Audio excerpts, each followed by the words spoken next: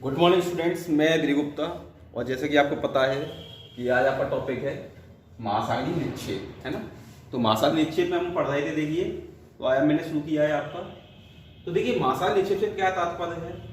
देखिए, महासागरों में प्रतिवर्ष क्या है, नदियों के द्वारा, धूल के द्वारा, हवा के द्वारा कई प्रकार के जो निक्षेप पहुंचते रहते हैं, है ना। और वो क्या होते हैं, महासागरों की तली में जमा हो जाते हैं। उनको हम क्या कह सकते हैं, महासागरीय निक्षेप होते हैं। देखिए, प्रकृति की शक्तियां हैं, जैसे वायु है ना, और बहता हुआ जल है, या बारिश का जल है, नदियों का जल है ना, या फिर जो और भी प्रक्रम है उनके द्वारा ये सारे जो स्थलीय पदार्थ हैं, चाहे वो चट्टानों की टूट फूट से प्राप्त कण हो, चाहे वो मिट्टी हो, चाहे वो धूल के कण हो, चाहे वो अंतरिक्ष से आए हुए उल्का पिंडों के धूल हो, चाहे वो ज्वालामुखी से निसृत पदार्थ हो, वो सभी पदार्थ क्या है, जो वातावरण की शक्तियां हैं उनके द्वारा महासागरों में निक्षेपित कर दिए जाते हैं। एक समय बाद ये महासागरों में ही पहुंच जाते हैं ना। तो इन्हीं को हम कहते हैं महासागरीय निक्षेप कहते हैं। देखिए, ये बड़ी मात्रा में पाए जाते हैं।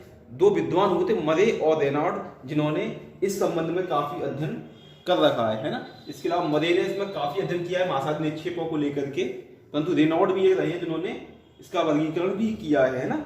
तो देखिए, इनका जो वर्गीकरण है किया जाता है, वो देखिए, एक तो होते हैं आपके 4 कैटेगरियों में किया जाता है। स्थलीय निक्षेप, दूसरे हैं ज्वालामुखीय पदार्थ निक्षेप, तीसरे हैं जैविक पदार्थ निक्षेप और अजैविक। तो आपके दो तो हुए स्थलीय निक्षेप, ज्वालामुखी पदार्थ निक्षेप और जैविक तथा अजैविक निक्षेप। देखिए, स्थलीय भूमि निक्षेप में क्या होता है, प्रकृति शक्ति, नदी है, वायु है, उनके द्वारा बजरी है, रेत है, सिल्ट है, मृत्तिका है, पंख है, ये सब चट्टानों से काट काट करके पहुंचा दिए जाते हैं। तो इसमें कुछ प्रमुख चीजें हैं, जैसे बजरी है ना। तो बजरी आप देख सकते हैं, बजरी भी क्या होता है, ये भी क्या होता है, चट्टानों के छोटे छोटे टुकड़े होते हैं, है ना। जो इनका आकार कितना होता है, बजरी का आकार कितना, 2 से लेकर के 256 mm तक होता है ना। इसको हम कहते हैं बजरी कहते हैं ना। 2 से लेकर के 256 mm तक इनका आकार होता है, इसको हम बजरी कहते हैं। और जब देखिए 256 mm से अधिक हो जाती है इनकी, जो 256 से अगर mm से अगर अधिक हो जाती है इनकी आकार, तो इसको हम कहते हैं गोलास्मिका, गोलास्म कहते हैं, बोल्डर कहते हैं। जब 256 mm से अधिक हो तो गोलास्म कहते हैं। गोलास्मिका कहते हैं उसको, जिसका आकार 256 mm से लेकर के थोड़ा सा कम होता है। कितना होता है, 64 mm से और 256 mm, उसको हम कहते हैं गोलास्मिका। इसके बाद होता है, वो होता है आपका गुटिका, है ना। जो कितनी होती है, गुटिका कहते हैं इसको। ये 2 से लेकर के या 3 से लेकर के 63 mm तक के कण होते हैं ना, इनको हम कहते हैं गुटिका। तो आप इनको ध्यान से समझना। बोल्डर यानी कि गोलास्म कहते हैं 256 mm को, गोलास्मिका यानी 64 mm से 256 mm के बीच में इनकी जो आकार है, और गुटिका होती है जो 3 से 63 mm के बीच में पाई जाती है। इससे भी एक छोटा कण और होता है, इसको हम क्या कहते हैं, कणिका कहते हैं, है ना। कणिका होता है 2 से 3 mm का, क्या होता है, 2 से 3 mm का जो कण होता है उसको हम क्या कहते हैं, कणिका कहते हैं, कणिका, है ना। 2 से 3 mm के बीच में इनका आकार होता है ना, तो इनको हम कहते हैं कणिका। अब इसके बाद देखिए, दूसरी बात आती है बजरी के बाद, तो ये बजरी की बात हो गई, है ना। इसके बाद आती है रेत। तो रेत, देखिए सभी पदार्थ एक जैसे ही है, परंतु इनमें क्या कणों के आकार में अंतर होता है। बजरी के कण बहुत बड़े होते हैं, रेत के कण छोटे होते जाते हैं, है ना। तो रेत के कण कौन से होते हैं, जिनका आकार 1/16 mm तक होता है। 1/16 mm यानी 1 mm का 16वां भाग के जो कण होते हैं उनको हम क्या कहते हैं, रेत कहते हैं, है ना। ये भी आकार के अनुसार कई पार्ट्स में डिवाइड किया जाती है। जैसे अत्यधिक मोटी रेत होती है ना, तो वो कितनी होती है, लगभग 1 mm तक होती है ना। 1 mm तक होती है। अधिक मोटी आधा mm तक, 0.5 mm तक होती है, और उससे कम 0.25 mm तक होती है ना। और अत्यधिक बारीक होती है तो 1/16 mm तक होती है। ये बारीक रेत के आकार पर इसको हम डिवाइड कर सकते हैं।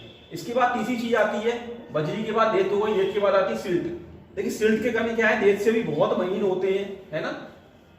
सिल्ट के कण क्या होते हैं, बहुत महीन होते हैं। इसके जो कण होते हैं वो लगभग 1/256 mm तक होते हैं। इतने छोटे महीन कण होते हैं, 1/256 mm तक के जो कण होते हैं उनको हम क्या कहते हैं, सिल्ट कहते हैं, है ना। और उसके बाद मृत्तिका है।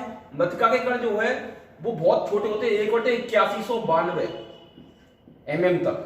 यानी कि आप सोच सकते हैं कितने महीन कण हो गए। यानी 1 mm के कण का अगर हम 8192 में भाग कर दे, टुकड़ों में तोड़ दे उसको, तो कितने महीन कण होते हैं, उसको कहते हैं मृत्तिका। और मृत्तिका से भी जो महीन कण होते हैं, मृत्तिका से भी जो महीन कण होते हैं उनको कहते हैं पंख या ऊज कहते हैं। उनको पंख की जगह क्या कहते हैं, उनको ऊज भी कहते हैं, है ना।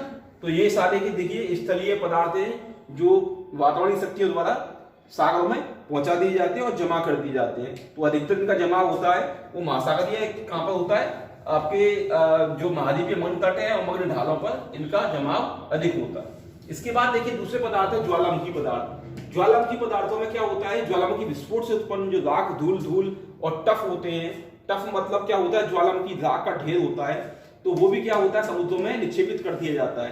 तो इसको भी हम क्या कहते हैं, ज्वालामुखी पदार्थ कहते हैं। देखिए प्रतिवर्ष ये ज्वालामुखी विघटन होते रहते हैं और ज्वालामुखी से निकलता जो मटेरियल होता है वो सागरों में जाकर के इकट्ठा होता रहता है। इसके बाद तीसरे नंबर पर यहाँ पर इंपॉर्टेंट जो इसमें अध्ययन के लिए है वो है जैविक पदार्थों का निक्षेप और अजैविक पदार्थों का निक्षेप। ये इंपॉर्टेंट इसलिए है क्योंकि यहाँ पर ही सबसे इंपॉर्टेंट बात है ना। इससे पहले देखिए एक पंख और था इसमें मृत्तिका के बाद। मैंने बताया था आपको मृत्तिका से भी छोटे महीन कण होते हैं, वो पंख के होते हैं। ये 3 प्रकार की होती है, लाल, नीली और हरी। लाल पंख में देखिए कैल्शियम ऑक्साइड होता है, फेरियम होता है, इसमें लोहे के अंश पाए जाते हैं। नीली पंख में भी यही होता है, हरी पंख में भी नीली से रासायनिक परिवर्तन के द्वारा बन जाती है। तो पंख कहते हैं, पंख का मतलब होता है बहुत महीन कण होते हैं इनके, है ना। तो इसके बाद देखिए जैविक पदार्थों में इन्हें 2 वर्गों में बांटा गया है। जैविक पदार्थ ये निक्षेप, नेरेटिक निक्षेप और पेलेजिक निक्षेप। तो देखिए सबसे पहले समझ लीजिए जैविक पदार्थों में निक्षेप होते क्या है। देखिए जैविक पदार्थों का निक्षेप कोई बाहर से नहीं आता है, ये समुद्र के ही जो जीव होते हैं वो इसमें मर जाते हैं और उनके जो अवशेष बचते हैं उनको ही हम जैविक पदार्थ निक्षेप कहते हैं। इन्हें 2 प्रकार में बांटा गया है। नेरेटिक निक्षेप में यानी तटतलवासी, यानी तटों के पास, जैसे कि महानदी में मग्न तट पर या मग्न ढाल पर, है ना, इनका निक्षेप पाया जाता है। पेलेजिक होते हैं अगाध सागरीय, जो गहरे सागरों में मिल जाते हैं, है ना, उनको कहते हैं अगाध सागरीय। तो 2 प्रकार में डिवाइड किया जाता है इनको जैविक पदार्थों को, नेरेटिक निक्षेप और आपके नेरेटिक डिपॉजिट्स एंड पेलेजिक डिपॉजिट्स। तो नेरेटिक डिपॉजिट्स में आपके आते हैं चूना प्रधान। इनमें नेरेटिक को भी पेलेजिक को भी 2 पार्ट में डिवाइड किया गया है, चूना प्रधान में और सिलिका प्रधान में, है ना। जो गहरे सागरों में मिलते हैं पेलेजिक निक्षेप कहते हैं। मैंने आपको बताया ये 2 पार्ट में है, चूना प्रधान ऊज और बात सिलिका प्रधान ऊज, है ना। तो चूना प्रधान ऊज में आपके 2 आते हैं, टेरोपोड ऊज और ग्लोबेजिना ऊज।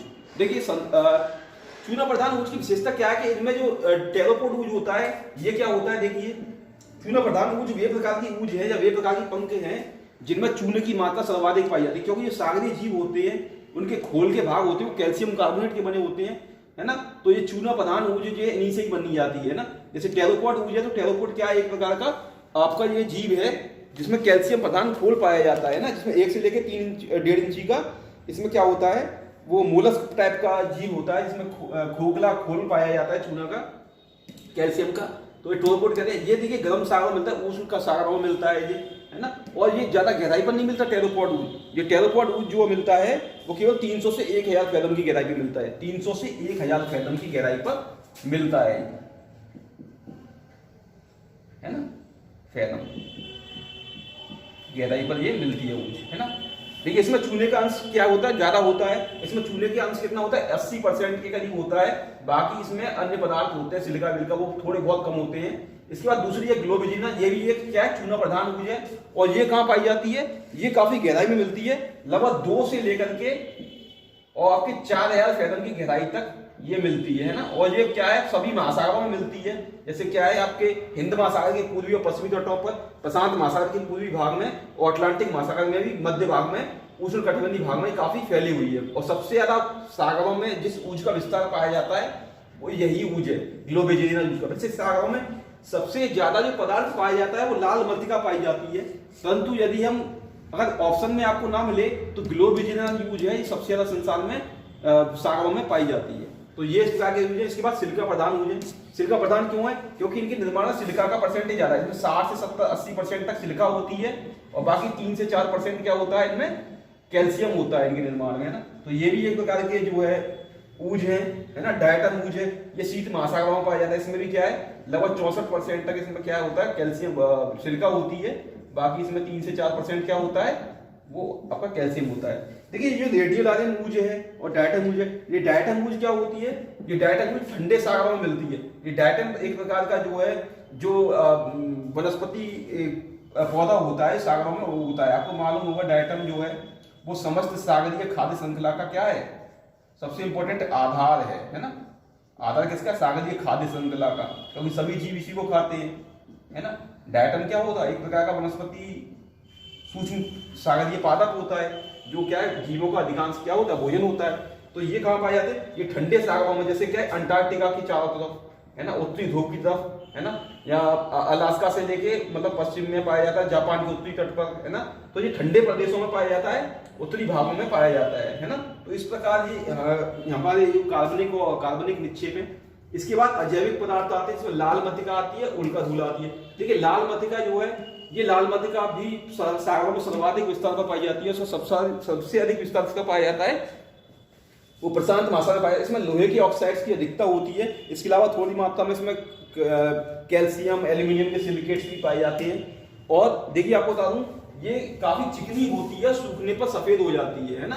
काफी चिकनी होती है लाल मृत्तिका और सूखने पर सफेद हो जाती है। इसमें ज्वालामुखी के अंश भी मिले रहते हैं और इसमें क्या है कुछ जो है जंतुओं के भी इसमें खोल के जो है इसमें वो कण मिले रहते हैं। इसके बाद उल्का धूली है, जो अंतरिक्ष से आने वाले उल्का है उनके साथ जो धूल मिट्टी आ जाती है वो भी सागरों में ही जाकर के अंततः जमा हो जाती है, तो उसको उल्का धूली कहते हैं। तो इस प्रकार हमारे महासागरीय निक्षेप हैं जिनको कई कैटेगरीज में बांटा गया है। आपको इसी कैटेगरीज में बांट करके इनका अध्ययन करना है ना।